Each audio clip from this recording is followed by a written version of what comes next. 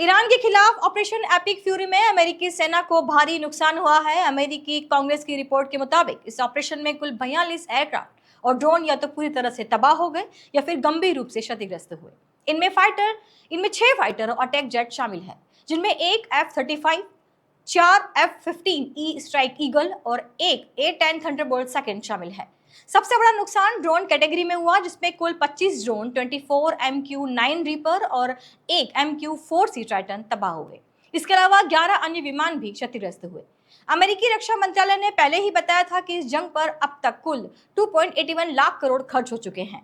New York times की report के मुताबिक अमेरिका और इजरायल ने यह युद्ध केवल ईरान की परमाणु और मिसाइल क्षमता को कमजोर करने के लिए नहीं किया, बल्कि पूर्व राष्ट्रपति महमूद अहमदी नेजाद को सत्ता में वापस लाने के लिए तख्तापलट की योजना भी बनाई थी।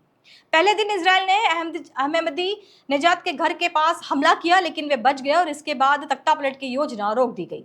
ईरान युद्ध के दौरान अमेरिका की नीतियों पर अमेरिकी सीनेट ने भी बड़ा कदम उठाया है और ट्रंप की सैन्य शक्तियों को सीमित करने वाला प्रस्ताव पास किया, जिसमें अमेरिका को ईरान के खिलाफ आगे की कार्रवाई के लिए कांग्रेस की मंजूरी लेनी होगी। वहीं ट्रंप ने दावा किया कि ईरान की नौसेना और एयरफोर्स लगभग समाप्त हो चुके हैं। ईरान ने भी 26 जहाजों को हॉर्मुज स्ट्रेट से गुजरने की मंजूरी दी और यूएई ने इस मार्ग को बाईपास कराने वाली नई तेल पाइपलाइन का 50% काम पूरा किया है।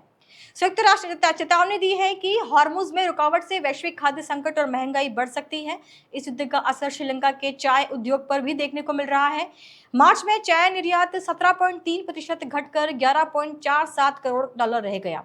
इराक और यूएई जैसे बड़े खरीदारों की मांग में गिरावट आई है, जिससे स्थानीय मजदूर और कंपनियां दबाव में हैं। ईरानी सैन्य सूत्रों ने कहा है कि उनके पास अब भी कई आधुनिक हथियार हैं, जिन्हें अभी तक युद्ध में इस्तेमाल नहीं किया गया, और अगर दोबारा हमला हुआ तो जवाब बिना संयम के दिया जाएगा। इसके साथ ही ईरान ने अमेरिकी प्रस्ताव की समीक्षा भी शुरू कर दी है और दोनों देशों के बीच बातचीत जारी है।